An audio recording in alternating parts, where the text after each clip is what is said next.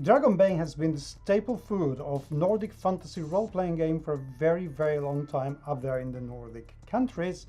And Free League released a new edition of the game after a very successful Kickstarter not so long ago. Now they have been very, very kind indeed to send me a copy of both the book and the bestiary, which I have behind, and I will take a look very, very soon indeed.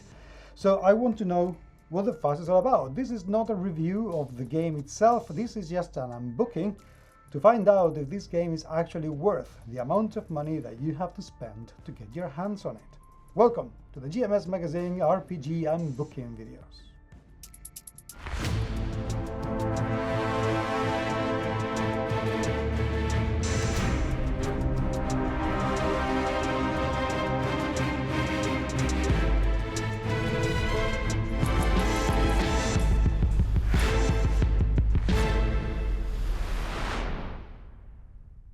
In the oldest times, the world was ruled by dragons and demons. They were the primordial forces through which the world and its primeval matter was formed. They were opposing principles that made the world complete. Law and order versus chaos and madness. Ta-da! Okay, one thing that has to be said about this counter cover, or back cover I should say, is that it sells the game amazingly well, just as well as my dog is able to bark, as you can hear him, because that's what dogs do. There you go. Now this video is a lot better. So what do you want? It's my dog, and now he wants to go. He's fickle. Anyway, let's take a look at the cover first and foremost. I'm sorry, this video is just chaotic, just live with it. The cover certainly shows very, very well that the game is going to have dragons for several reasons. There's a dragon and there is a dragon here. I have to say, it has a very kind of more Cook-esque atmosphere to it. I don't know why, but it just reminds me an awful lot of Stormbringer. I don't know, maybe because they're a huge sword and somebody with white hair and whatever, I don't know, but that's what it reminds me of. So the cover is really cool. The bag is very good and sells the game very, very well. How about the inside? Oh, look at that. Somebody's dead. Right, let's do. Okay, this is the second printing of this book. The following adjustments have been made. Okay, this is good. A kind of a rotary kind of thing at the very beginning. That's very good. My dog's gonna bark again. Don't worry if that's the case. You know, that's what dogs do. Nothing wrong. And we get a content, table of content. Okay, let's get a little bit more serious about this, shall we? So, player character, introduction is 5, 4 pages of player character, king. I suppose that's going to be the species. I like that. Oh, king, I love that. Yes, king, I love that. Profession. And we have artisan, bard, fighter, hunter, knight, mage, mariner. Interesting. Merchant, scholar, and thief. Okay. Nothing particularly groundbreaking about them, but familiar enough, diverse enough. I like it. Age, name, attributes, derived ratings. I wonder what that is. We'll take a look. Skills, heroic abilities, gear, encumbrance, appearance, and experience. Between page 9 and 29, 20 pages of character creation with these many professions. Okay, I buy this. Skills, roll the dice, was rolls. Okay, easy enough. 31 to 35. Pretty decent. Combat and damage, 41 to 55. Again, not a lot. Magic, 57 to 69. Pretty decent. So overall, this seems like I'm loving, gear 73 to 81, bestiary 85 to 99, and the adventures, journeys, the game master role, non-playing characters, creating adventures, campaign, and the Castle of the Robber Knight. That begins in page 113 of a book of 120 pages.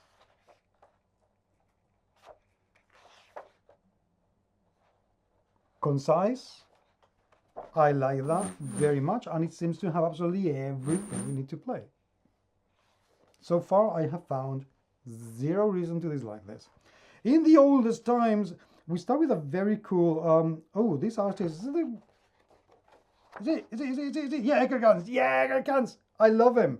It's yeah, it's the same guy that does the Viacen illustrations, and they're super duper gorgeous. So this makes me even more excited because I love his artwork. I think it's brilliant. So anyway, I get easily excited. What can I say? Okay, so we have a little bit of a blurby atmosphere kind of text, which is very good. The layout is clean, is simple. The back texture color, I can take it or leave it. I'm not particularly fan of it. I don't think is something detrimental, but okay, in this case it doesn't. It takes away a little bit of the contrast, which it means that I will need a little bit more light, as in ambient light, to be able to read it easily, but that's not an issue. Loving, as you can imagine, the illustrations. I don't think there is anything I can say about this.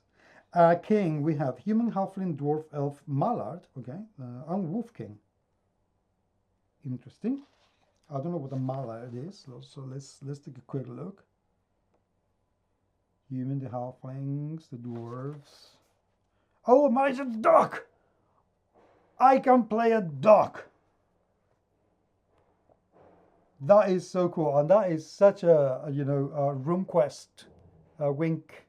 It's amazing. I love that. And Wolf King. I love how beautifully illustrated it is, not just because of Johan Egerkan's work, which is magnificent. I'm going to say something here.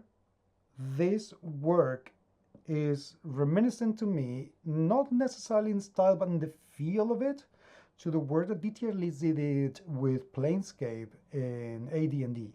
There's just something that is both so delicate and yet so rough at the same time, and it is so expressive. The color palette is so gentle, and yet he manages to do so well with both contrast and the application of different hues of the same color. It's just so beautiful.